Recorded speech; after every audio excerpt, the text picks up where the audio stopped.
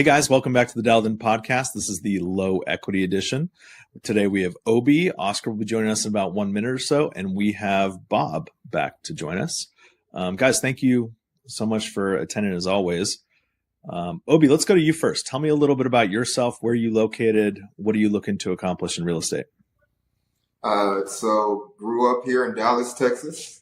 Been investing in real estate for about 4 years now.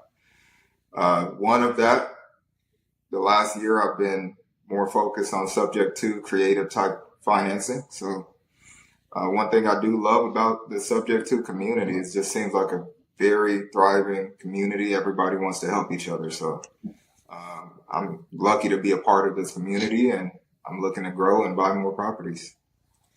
Love it. Well, hopefully we can help you do that, whether it's us selling you deals or you getting deals today from this list. By the way, Obie, this list is yours. Do whatever you want with it. Okay. You can work it. You can not work it. These are your leads and your leads alone. Okay. Since you're the only one calling it today. Bob, welcome back. How are you? Good. Glad to be here again. I'm so happy when I see your name as someone who registers for these things. I love seeing your face. No caller. What have you been up to? What have you been working on? Spent the weekend playing with kids and grandkids instead of going to a meetup. But we missed you, but you know you'd pick the important part. Yep. I had on these events, I'm typically the oldest face in the room, so kids and grandkids tend to trump stuff. I've been around real estate for a number of years. Got 10 or 15 single-family rentals, but those are all pre-SubTo. I've been knocking around SubTo for a year and a half-ish, maybe. Haven't actually done a SubTo deal yet. To a large extent, that's on me because I'm not putting in the reps to do what needs to be done. But I'm trying to get better, trying to keep doing it. I'm lucky in that I'm retired, but I've got sufficient. My wife and I have sufficient income from a variety of retirement plans and so on and so forth. That the real estate is not what I need to pay my bills. Maybe if it was, I'd be pushing harder. But my goal would be I'd be really happy to make an extra 10 grand a month.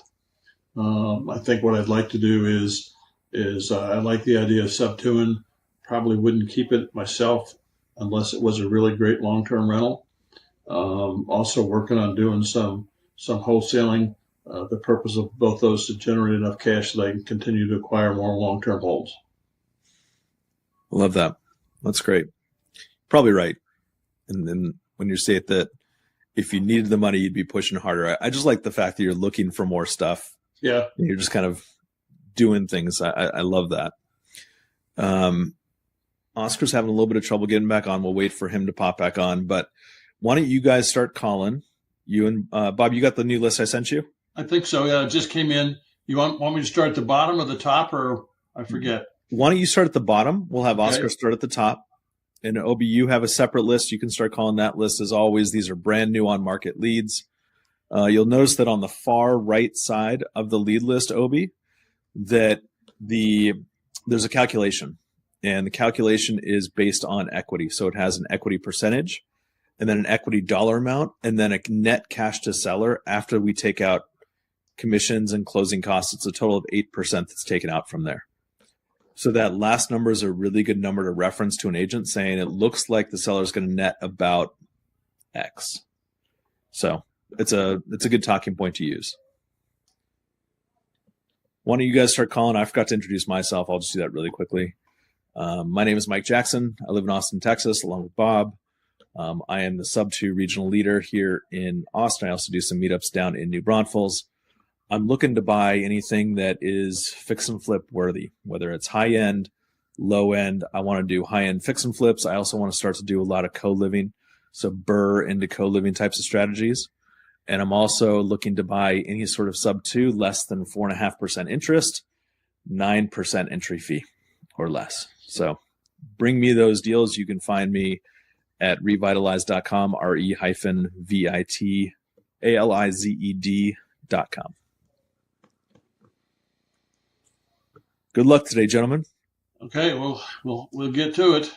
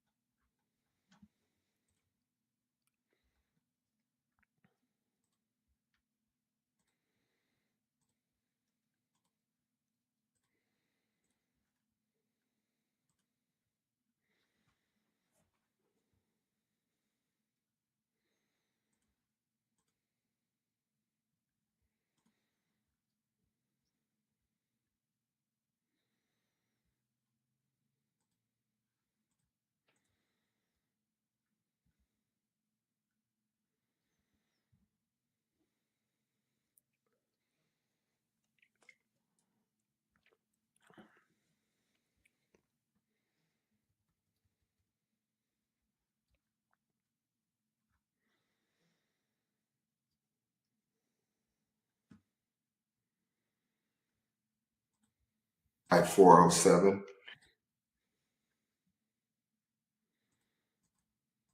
Well, Brian, I'm out of Austin. I'm calling about your Stonegate listing. Is that still around? I guess it just came on, huh?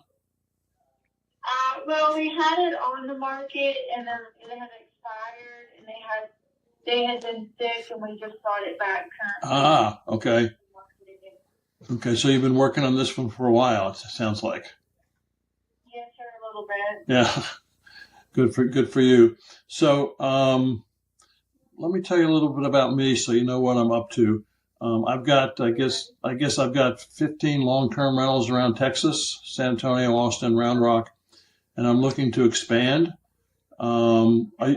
Are you an investor or not? I know some realtors are and some aren't. No, sir, Okay. I'm not. Okay. So one of the challenges that someone like me faces is that the banks look at the number of mortgages I have for all these investment properties, and instead of saying, "Oh wow, this guy knows how to do it," they say, "Run away, run away," put the loan into a first-time home buyer. So I'm challenged to figure out a way to fund these deals or get the loans and so forth and so on, because the DSCR loan rates and things like that are really, really high, and the numbers just don't work out. So I'm trying to find properties. I don't know that would work with this one. So I'm trying to find properties where I can take over the payments, pay the sellers. Yeah, that's not an option for these people. Okay. What's their situation? Maybe there's something else I can do.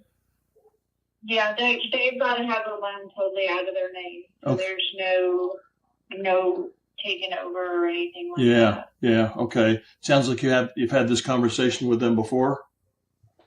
Oh, yes. Okay. So you're probably getting hammered by TikTok University graduates. No, we've just had a couple of people reach out. Uh-huh. What did they object to, if you don't mind my asking? Like I just told you, they need the loan out of their name. They Okay. don't want someone to be paying the notes for them. They Yeah. don't want it in their name. That's Yeah. pretty cut and dry. Okay. Well, I appreciate talking to you. That was fun. You know what's funny is I was thinking when she picked up the phone how nice Southern people are. Yeah. Whether she was in Texas or whether she was in Tennessee, I don't know Yeah. where this deal was. But I was thinking about how nice she was until she wasn't. Yeah. And you ask great questions. Obie, I'm curious, since that's the first time that you've heard Bob have a conversation. I think I might have someone about to hop on. This is Jennifer. You're just transferred. You had some questions about our listing on Lombardi? Yes, I do. Let me pull it up again. So, first of all, I was speaking to your assistant, Yes. and I'm here in Texas, so I'm looking for a rental property in Florida. This one looked like kind of something I'm looking for, turnkey, very light work that needs to be done. I did have a couple questions. Do you know anything as far as the owners? Any specific details on the home or why they're looking to sell it? So with the property, it is owner occupied. We are the listing agents on the property, so we have all that information. So this particular owner is actually looking to downsize further. So they're kind of wanting to go into like more apartment style, so even smaller than what they're in right now. With the property, just so you are aware, it is in a 55 plus community, so it is age restricted. So you do need to be 55 years of age to purchase it, as well as when you rent it, the people renting need to be that age or older. Okay. And that's kind of what I was looking for, to rent it out to someone that age. But as far as purchasing it, so the same restriction would apply to the buyer as well. Okay. Is that something that the HOA restricts, or is Yes. that Okay. Yes. So you inquired on an active adult community. Okay. So the requirement for the development is anyone that owns real estate in there needs to be 55 years of age or older. Okay. I didn't know that, but thank you for giving me that information. Okay. Did you have any other questions on the property? So do you have any other listings? So I'm looking for at least You know, 2 to 3 bedroom is fine, but I'm looking for a turnkey investment property in Florida area. So I don't know if you have another listing I could take a look at. Yeah, so not that we have personally, but I can definitely set up a search for you where it kind of links you to MLS, what properties would be available. Majority, like if you're trying to stay in this like 250 range, majority of the inventory you're going to see would be probably like condos or apartments. You normally don't see like this style villas, like when you remove that age restriction. Gotcha. Also, the other thing too is like this one, the dues were $500 a month. A lot of them, when you start going into like townhomes or condos, it's usually right around there. So I'm not sure like if you're trying to stay in certain parameters because it is a rental investment, but just any guidelines on those. Well, so just so you know, I am an investor looking for a very specific type of property. So the seller would have to be on board with what I'm looking for. I looked up this property. It seemed like it had a pretty fairly good interest rate.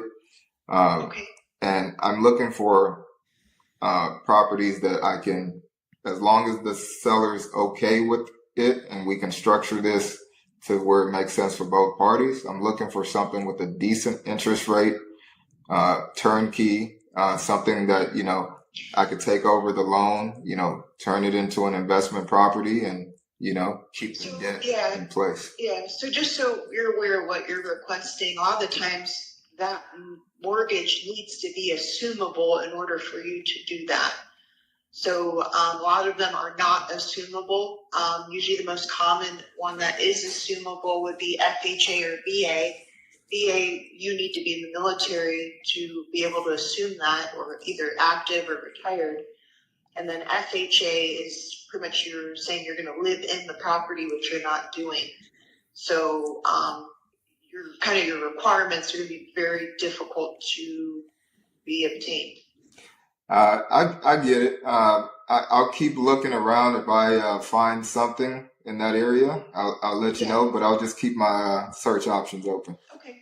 Okay. All right. Sounds good. Like, so for example, this owner's, it's not assumable. That one isn't. Okay. Thank you. Yeah. Okay. But yeah, any questions you have on other properties going forward, definitely feel free to reach out. Okay. Will do. All right. Sounds good. All right. Have a good day. You too. Bye-bye. Yeah. A lot of times, the agents don't really know, you know, all the details. So that's what I've been running into. Yep. Okay, so let's diagnose that one, and then we'll get to Bob's. Obie, yours is super fresh. Bob, yours was just kind of interesting to me. But your agent, Obie, what I wanted you to do in that situation in my head, you kept asking the questions that I wanted you to ask. So your line of question I thought was really, really good. You know, one thing that I thought of when she was talking about a 55 plus community is that, you know, Bob, you're like 56, 57.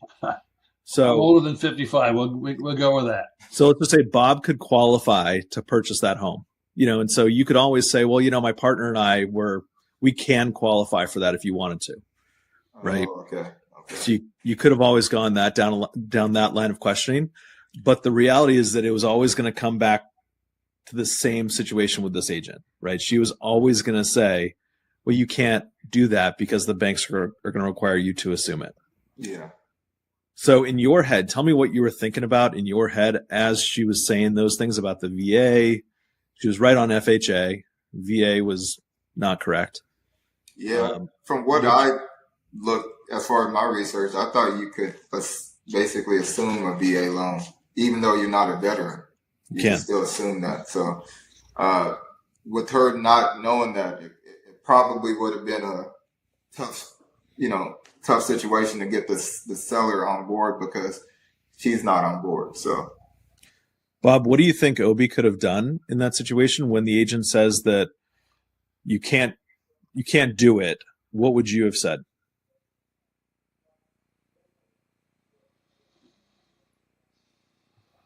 That's a good question. I was thinking, so part of me said, let's go in and see if I can, quote, educate the agent.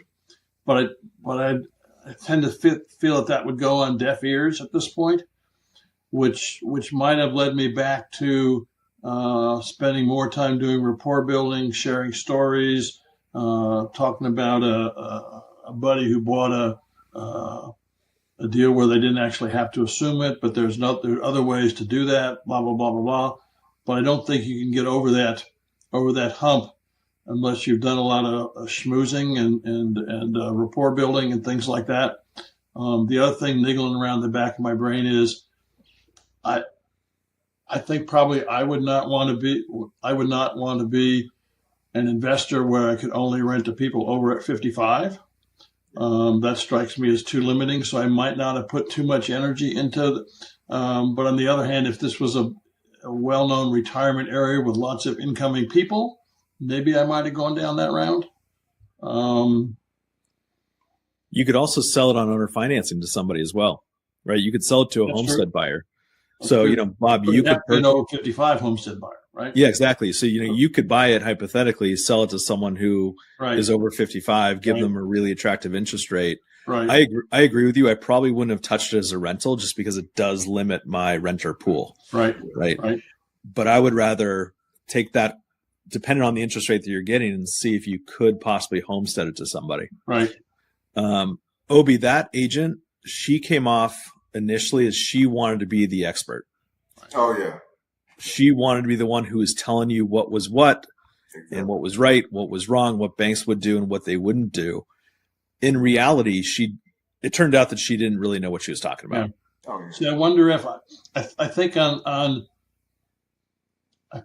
think in general I get traction by talking about the fact that for me we own 15 rental properties, which allows it doesn't really say I know more than you do, but it kind of says I know. And I know you have some properties. I think you said, Obie. So you could say I've got 4 or 5 long-term rentals, and so I've been down. I sort of know how to do this. So I'm trying to think how might it work for this place, and then maybe she's willing to give you a little more credit about knowing what you're talking about. That's a great point. I think for her, she's not going to want to be told something. Right. She's going to want to try to figure it out on her own. So I think that a third-party story would have worked out really well in this situation. Obie, you could have referenced a property that you just purchased that hypothetically was a VA loan or FHA. I would always connect it to the type of loan that you're calling about. So if it's VA, for example, say, it's really interesting that you say that. I do know that, a veteran can assume another veteran's loan and then it helps them with their entitlement. And I also know that a non-veteran can also assume it. The issue is, of course, with entitlement. We just purchased a home with a VA mortgage where we're not a veteran, or, you can tell your story, of course, which I don't know, but always tell the third-party story that's going to bring them around to, hey, we actually really did this. This is a real thing that we did. And this is all that I focus my attention on. So when she says something like, that's going to be really hard for you to find, you're like, well, it's not. And I do it all the time. Yeah, but let them figure it out on their own.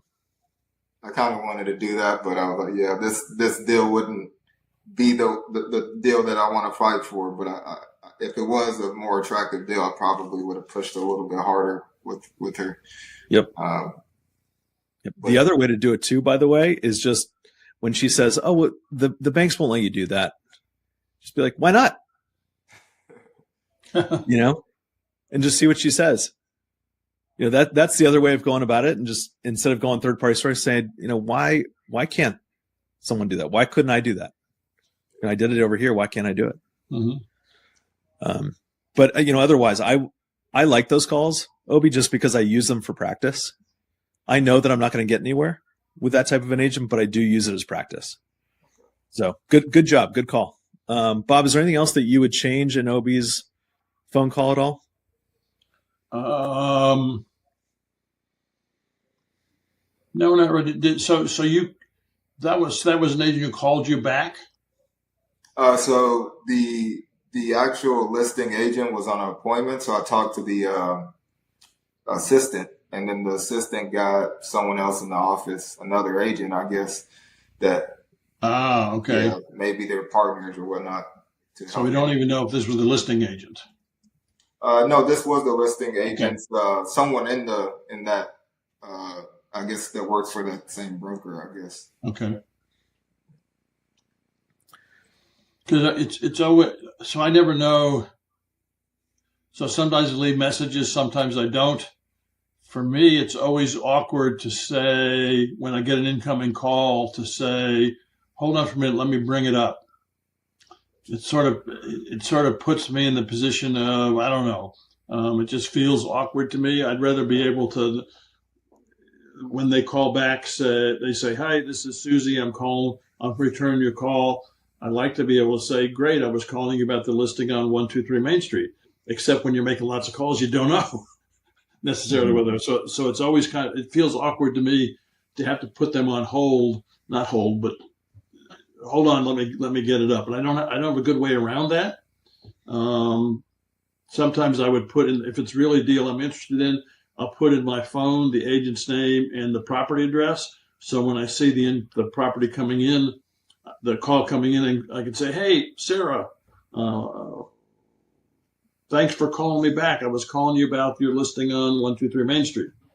And then I think that sets you on a little better tone with the agent. But it's more, it's a bigger challenge to set up because you got to do all this naming in your phone and all this sort of stuff. One of the things that I've really learned from Mike is, I guess it's the analysis paralysis business. I would spend, not a lot time, maybe 5 minutes looking at Privy and trying to think about this and trying to think about that, and then no one will answer. So one thing that Mike has taught me off this list is all I know is the property address and the information that comes down the spreadsheet. I've not seen the pictures, and I'm not seeing nothing, which allows me to blast through more calls than if I have to do a 5-minute prep for every call. But sometimes it does feel a little bit awkward if they say, in fact, I had an agent the other day say, so have you seen the pictures? And I was too embarrassed to say no. So I said it was, anyway, I was way wrong. It was a disaster inside. And I said, look nice. They said, no, you haven't seen the pictures. Beauty is in the eye of the beholder, right? That's right. Yep. That's right. You see beauty, someone else sees ugly. That's right. So anyway. Well, Bob, what I think you do really well, by the way, and I just want to say this before we hop on some more calls here, is that I told you this last time. I love the way you speak, the speed at which you speak. And I think that it allows an agent, not like this last one, which I was sort of surprised by, but it allows an agent to open up a little bit more. Yeah. It's just your speed. It's the cadence of your voice. Yeah. I love that very much. This agent was feisty. Yeah. I mean, for her to say, I told you it's pretty clear cut that they need to get their mortgage out of their name. Well, why? Right. That's right. And that's kind of where you were going with it. Yeah, I was going to go another round, but I think she hung up before I even got there. So, and the other thing, so here's an agent who's had a listing, it expired, which means she didn't get it sold, and they were sick. I think she said, I could have asked, well, I'm sorry if they're sick. I have a friend who's sick, blah, blah, blah. Could have gone down that route. And now she's got it back, which means they really want to sell this sucker. And that's a great point too. I recognized that very early in the call that it was listed before they took it off the market. Right. And anytime that a low equity listing comes back on the market, I immediately go into defensive mode with the agent because I know for a fact that they've been contacted by 100 people like us or trying to be like us. If they saw it as an expired listing? They either saw it as an expired listing or it was identified for a long time on the MLS as a low equity listing. Mm-hmm. So if the listing expired, typically they're going to have 3 months plus to list that property, right? That's the agreement, the listing agreement. So that means that it's going to hit PropStream, it's going to hit Batch. People are going to start contacting that agent, and you could tell that she was frustrated with the fact that you were yet another caller calling about low equity. Right. So, so I guess the question is, how do you turn that agent? She's had it expired. It hadn't sold. Therefore, if it's at the same price, it's overpriced, or there's something, quote, wrong with the property that the market says, this ain't worth paying that much money for. She said they got sick. So maybe they're elderly like me. I don't know. She's at risk of not getting a commission. I wonder what the best way to kind of slow her down a little bit and say, I'm really trying to find a way to get the property sold, to get your commission paid, to get the seller money in their pocket so they can move on. I don't quite know how to do that. I don't know. She hung up before I could do any of that. The question that you asked was beautifully put, by the way. And you said, well, what's their situation? Maybe there's something else that I can do, which I thought was her opening to say, let's try to find a way to work together on this, right? Yeah. And you said it perfectly. In fact, I wrote it down. I'm going to start using that. I love it. I think what you can do in that situation is say, I don't want to be one of the other 100 people who are calling you about taking over payments, but just out of curiosity, what's your experience been like so far with this listing? And then let her, kind of monologue about, her issues with this listing. And you might find a nugget in there, right? Yeah. Just like you found where the sellers are sick or whatever it is, you might find that and say, well, maybe have you tried something like this? Have you thought about this? Yeah. And, the more that you get out of the agent, the more ammunition you have potentially available to you. Yeah. So I would just align myself with the agent as much as possible. Man, it must be really hard to not have a property sell. Yeah. I've to listen to that call, so I can't give any feedback on that, but I'm pretty sure you handled it well, Bob. I just didn't hear it. So yeah, Bob did a great job. One last point. I know that we've kind of gone on longer than I wanted to here about this stuff before we start calling again, but Bob, you know this just as well as anybody else. When you start making up a story about something, there's one thing that I can guarantee you: your version of that story that you make up is going to be wrong. Right. And so you can look at a property and say it's beautiful. You can look at it and say it has a VA loan. You can make up this story about it. There's no point in doing that because you're going to spend so much mental energy doing that. Right. And it's going to be incorrect. Right. Plain and simple. So just pick up the phone and dial and figure it out and have a conversation. Yeah. All right, guys, cool. Let's make some more phone calls. Good job, both of you. I think we've gotten the 2 worst calls out of the way today. I think.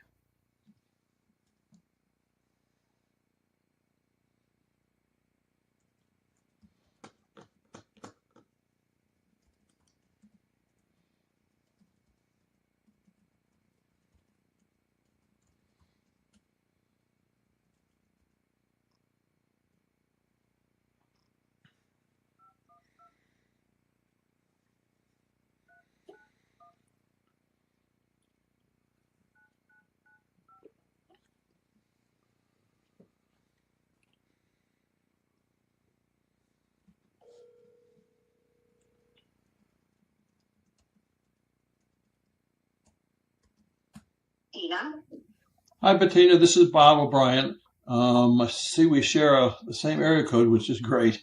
I'm calling about your listing on Sweet Spire. Is that the right pronunciation? Yes, Spire. Great. So I've got, 15 long-term rentals, some in San Antonio, some in Austin, some in Round Rock. So Leander's right up the road from me, which is pretty cool. Are you an investor? I know some realtors are and some aren't. I am not an investor now. Okay. So one of the challenges somebody like me faces is that I go to the bank and say, hey, I'd like a loan for another property. It's a great property, blah, blah, blah. They say, well, you've got 15 mortgages. I said, well, yeah, and I paid every single month for years. Well, you got too many. So they kick me out the front door. So I'm stuck with going to some kind of alternative financing, going to a bank for a secondary loan, going and getting a DSCR loans, which are like in the 8s or something right now. I really have to. So you're looking for someone to invest, is what you're looking for? Yeah, I'm looking for an investment property. I'm attracted to this one because it's up in Leander. What I'm trying to figure out is, But you're looking for someone to take a loan out. Is that what you're saying? Because you've already got too many properties. well, there's Is that a what you're saying? well, there's a whole variety of things to do. I can pay all cash, but that probably wouldn't work for this one, although I don't know. I can take over payments and pay the equity and pay closing and pay your commissions and all that sort of stuff. Have you had any experience with any of that, or does the property? No, I don't think they're going to be interested in carrying the loan and all of that. No, Okay. I don't think they're going to want more traditional financing. Yeah. Have you had a conversation with them about that, or maybe you've been beaten up by people on the phone? Yes, I know. Yeah, they've already purchased another house and they need the cash out for that. I appreciate you calling, though. Thank you. Okay, bye-bye. I get so annoyed when they rush people off the phone. Can't. They've already bought a house, which means they actually, assuming that means they've closed, that means they actually don't need the money to buy the house. But I always go back every single session that we have to an agent like that who is missing on an opportunity to have you as a new client. Yep. And to just, he was, at least willing to listen to the explanation, and but she just, I think she just didn't feel like it was the right solution for them, and he's very respectful. Okay.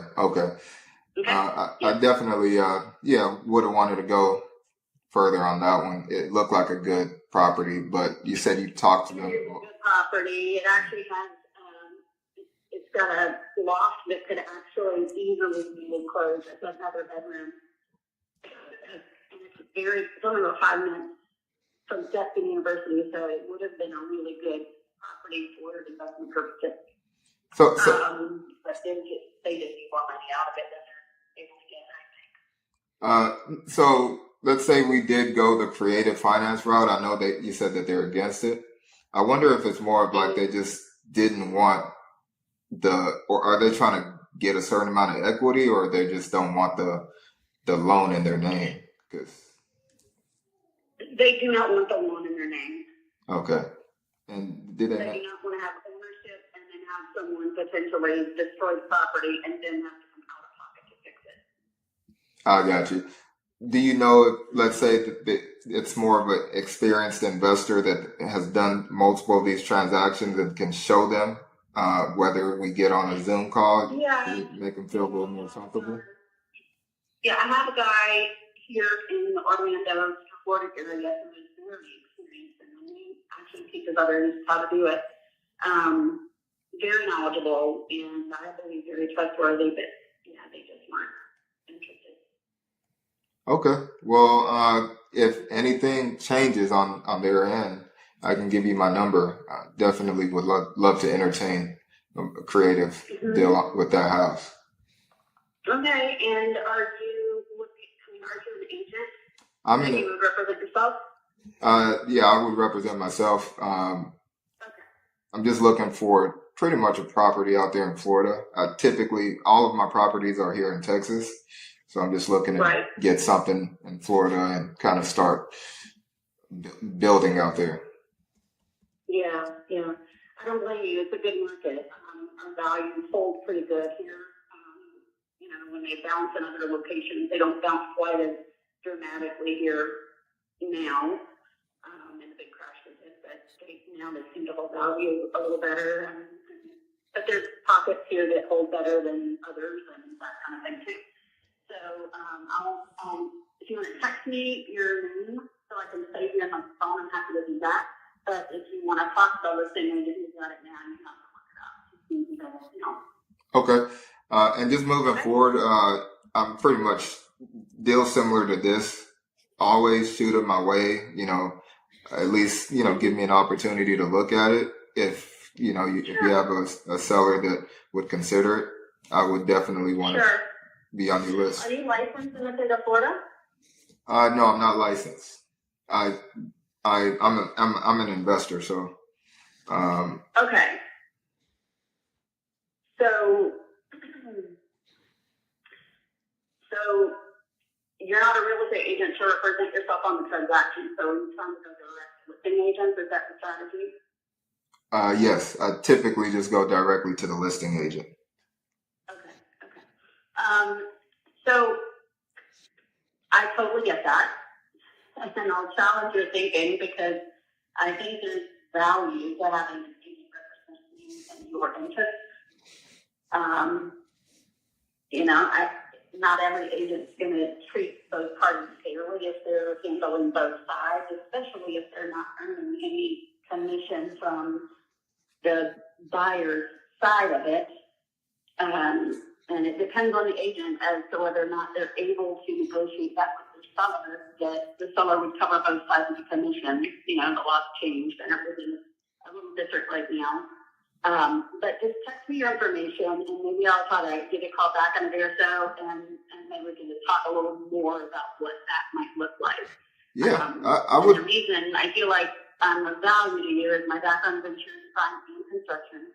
My husband is my partner. He has also been a builder for years and does development. So he is in the middle of residential development and in commercial development right now. So there might be opportunity there for us to help you kind of find a vehicle for that here in this market. Well, you got the job. I can guarantee you that. You seem like I think we could definitely do deals together. So I'll send you my information. Yeah, I love that. I think we can work together, find some properties. Yeah.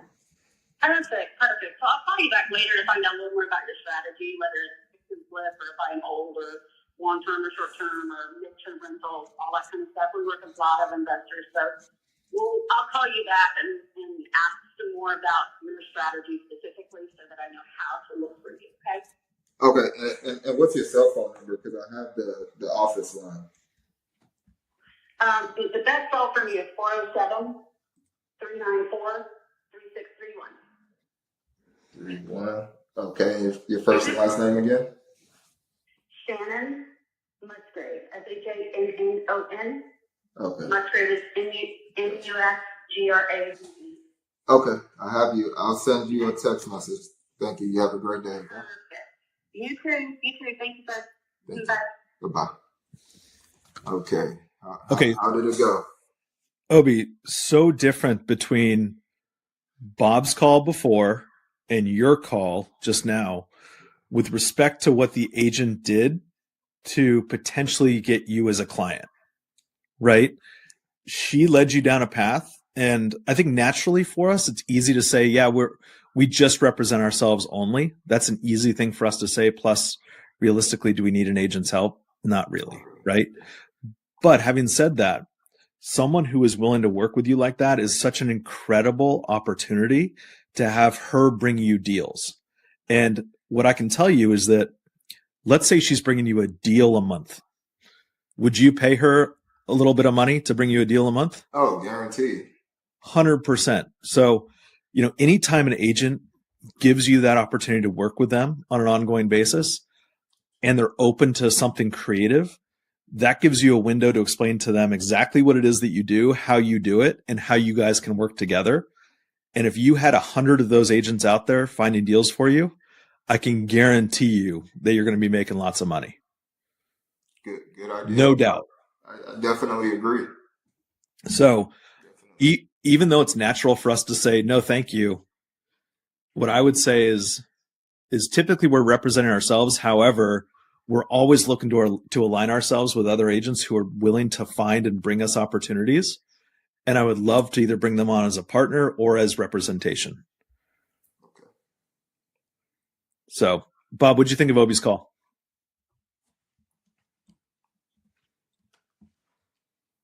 Oh, actually, You're muted, Bob. I got you. Okay.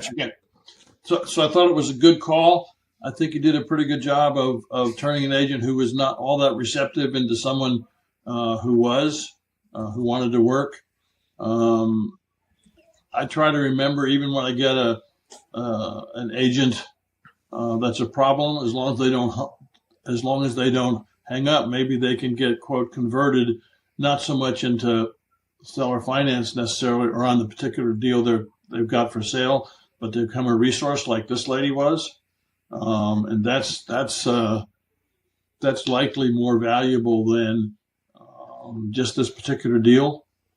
I remember Jamil saying he developed a relationship with a realtor early on, and he's her go-to guy, and he's made millions of dollars of assignment fees just by the deals that one agent has brought him. So I think that's probably a more important strategy than this particular deal, which I thought you did well at. So yeah, that agent was a hustler. You could tell. Oh, 100%. Her husband's a builder. She's actually asking if you need representation, and she's selling you on the fact that you're going to do better with representation. Mm-hmm. Whether it's true or not, who cares? She is a hustler. That's right. And if she knows, if you follow up and give her your buy box and all that sort of stuff, if she knows what you're looking for, she may spend time and energy going out there and finding it. Yeah. Particularly if you're looking for the Florida market, around which I know nothing. I don't know what you know, but she knows, I'll bet, right? And she if she wants to represent you, that's fine as long as she's bringing you deals. Why not? How cool would it be to turn an agent, a non-unicorn agent, into a unicorn agent for you specifically? Yep. Oh, man. How incredible would that be? And if you did one of those a week, if you transitioned one agent a week into a unicorn agent specifically for you, yep. And let's say, for example, the structure is, I don't know her name. Let's call her Kelly, just for the sake of example. Hey, Kelly, this is specifically what I'm looking for. If you go and find this for me, I would love to pay you $5,000 for every single deal that you bring to me. I may not be able to pay a full 3%, but I am your buyer, and I'm happy to pay you a $5,000 fee for every single opportunity that you get me. What I can promise you is that your entry fees are going to go down because she's going to be hustling to find you the best deal. So even with you paying her $5,000, let's say it's half of what she would make if she were going to make 3% commission, she's going to do more deals, and she knows that. Like she's aware of how she's going to make money on you. That's what I love about her. That's a rarity. Mm-hmm. Bob, we've been doing this a long time, these calls together. How many agents have we talked to like that? Not very many. Not very many. She's a hustler, and she operates in the investment arena. Her husband's a builder, which is not quite the same investment arena, but sort of. And so they look at houses in a whole different way. They look at houses and properties more like we look at them. And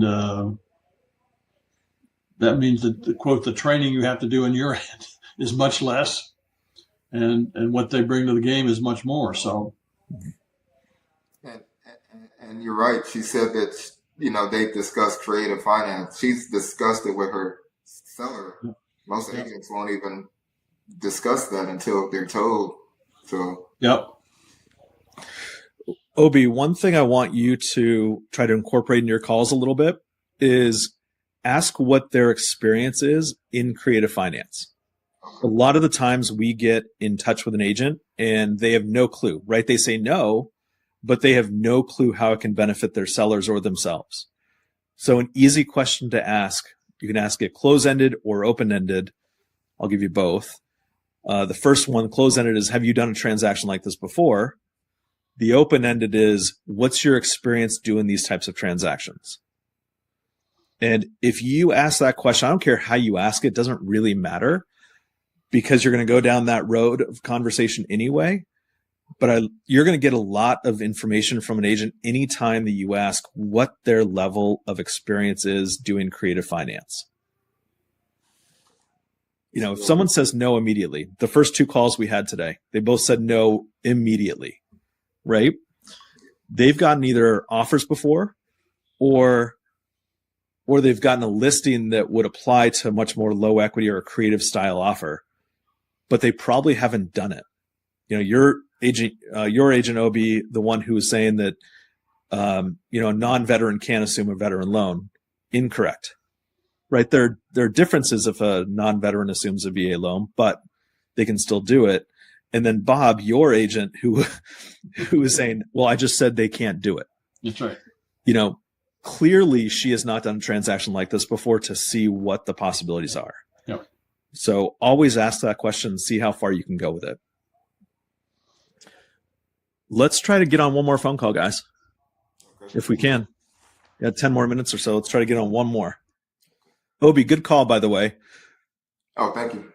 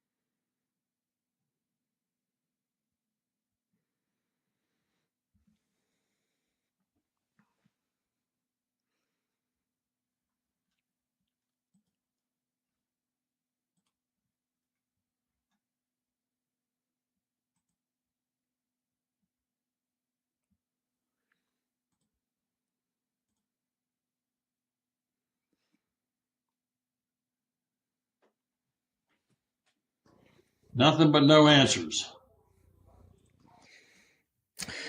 Yeah, it's that time of day, maybe.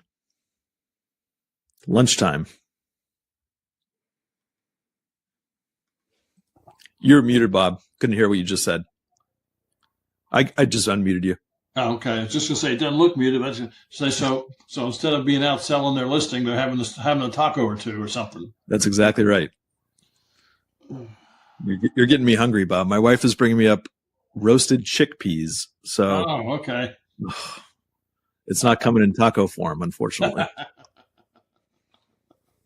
Is that the kind of food you eat most of the time? Healthy food? Well, when my wife makes it for me. Whole food, plant-based, that sort of stuff? I mean, I need to. Adulthood has hit me hard.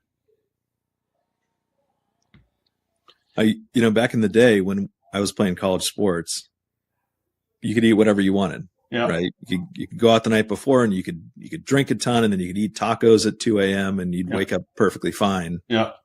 Then you hit 40 and things happen. Yep. Kids happen. Yep. Been there, done that. Yep. 30 or 40 years ago. How many kids do you have, Bob? 3. Two in town and 1 in Seattle. So Very cool. you can see the wounds. So we had everybody over yesterday, and apparently my oldest son, who was doing something with an avocado drop, just put the avocado pit into the sink with everything else, right? And so as I'm getting dishes clean to the dishwasher, I saw the avocado pit go into the disposal. So I thought, crap. So I reached in to get it. What I didn't see is someone during the day had broken a jar, and the thing was down in there. So I came up. Oh, that's awful. And I actually have a few on Culford. Oh, okay. So the address is 15820 Culford Lane. The 2-story. Yeah, the 2-story. Okay. What would you like to know about it? Okay. Did you say you're an investor? Let's start this over again. Yes. So I am an investor. Most of my properties are here in DFW. So I currently do have one right there by Justin, North Lake. So this one, kind of fits my buy box. It's a 5-bedroom home. I typically try to stay 4-bedroom or more. It looks like it's pretty turnkey. What do you know about the property? Is there anything wrong with it, or? No, there's nothing wrong with it. It is a turnkey property. It currently has a tenant in it right now, but their lease ends at the end of April. So, yeah. There's nothing wrong with it. The house is fairly new. I live in the neighborhood, so there's nothing wrong with the home. Okay. Do you know why they want to sell it? Their job has shifted them back to Atlanta, so they no longer live here, and they leased it for a year just for the time frame, and now it's up for lease or for sale, whichever one comes first for them. Oh, okay. Did they go and buy something in Atlanta, or they just renting? They are really, it doesn't really matter, but yes, I think they purchased something. I'm not too sure. Okay. Well, the only reason I ask is because I'm very strategic in my purchases. Oh, you're doing an acquisition. No, none of my clients like the acquisition part and doing promissory note and all those fun things. Well, no, I don't do promissory notes, but the only creative thing I do is I typically like to keep the debt in place. Everything else stays the same. The reason I do that is because I try to avoid going and getting a loan at a 6.9% rate. If I can keep the existing debt in place, it helps. It helps with me as far as cash flow. I understand what you're saying. I know the seller. I know you seems like you're turned off against it. Have you discussed it? I have a feeling that all these investors, and I'm an investor myself, are coming all at me with this whole acquiring the loans and doing promissory. I have so many listings that this is all I'm getting lately, and all my clients they're dead against it. They don't want it. They want to do traditional. They want to sell it and off their head. Now I know that this one, I've asked my client if he has an assumable rate, and he has not gotten back to me about that one for this one. But if you're willing to do a traditional and do an assumable rate and apply for that, you could do that. I think his rate is 5.25. I'm not too sure. Yeah, it looks like 5.7. And he doesn't have much equity. Actually, in this case, I think he would be coming out of pocket. Yeah, he will be. He'll almost be breaking even. Now, I'm obviously discounting my rate for him, but he is going to. We have a little bit of wiggle room, but not much, and that's what it is. That's why it's both for sale or for lease, whichever one comes first. I know you probably haven't discussed this with him because it is in the area that I'm familiar with. I have a rental in North Lake. Would he consider this? I know you said no, but would he consider, instead of him breaking even, getting cash at closing? Like if I was willing to, let's say, have him walk away with $5,000 to $10,000 to sell this property, keep the debt in place. Do you think that would be something he'd be open to instead of? We can talk about it. You can send over an offer or your what your potential offer may look like, and we can just go from there. Really, that's really what I can do for you.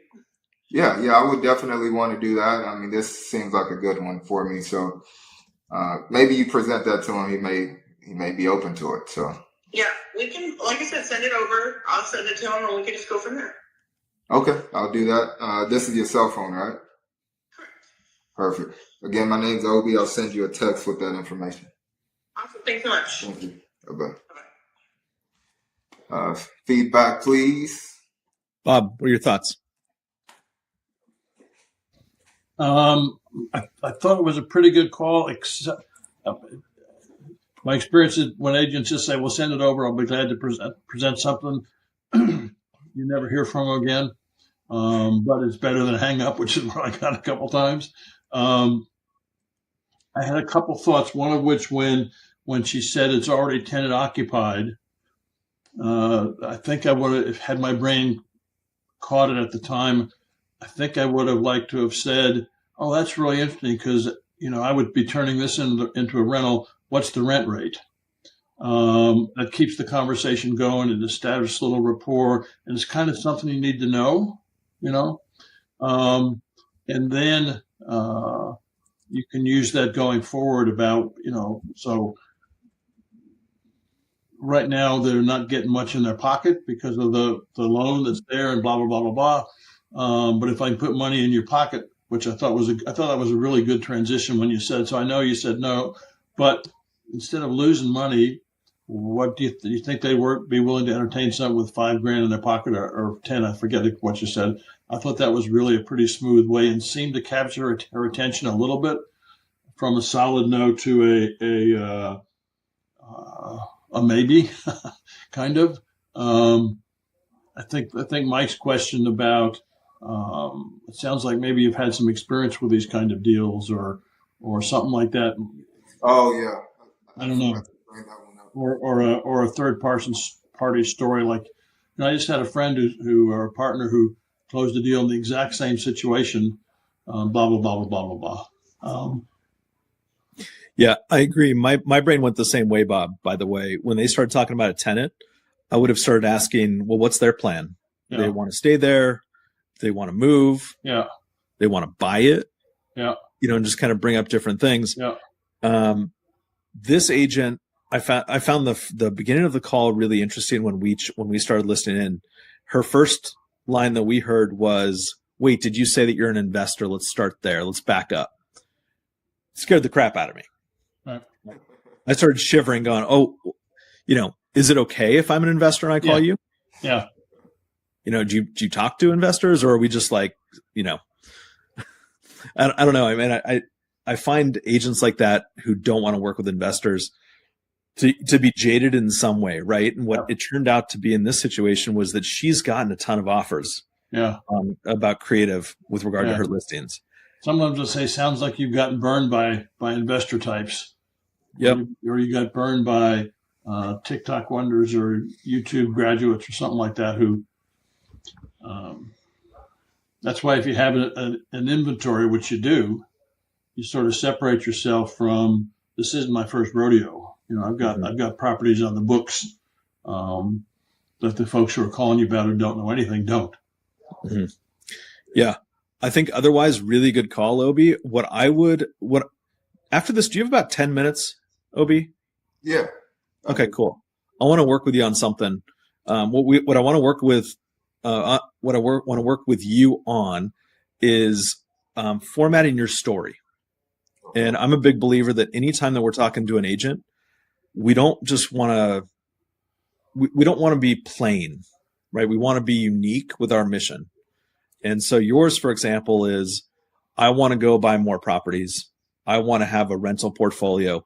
But let's dive a little bit deeper into that. Why do you want that? Who are you providing value to? And so if we can communicate that value to an agent, the likelihood of them wanting to work with us or even just staying on the phone longer is better.